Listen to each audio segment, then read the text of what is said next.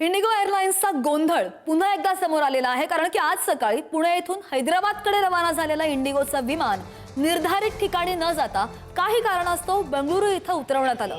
मात्र बंगळुरू इथं उतरवल्यानंतर सुद्धा विमान पुढे हैदराबादकडे रवाना न झाल्यामुळे प्रवाशांचा संयम सुटला।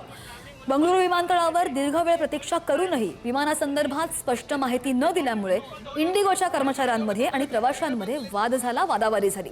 अनेक प्रवाशांच्या पुढील फ्लाइट्स असल्यामुळे त्यांना मोठ्या अडचणींचाही सामना करावा लागतोय।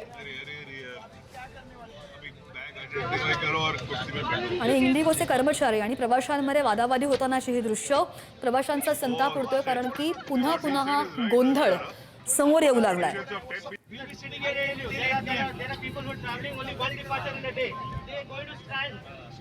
in the station to help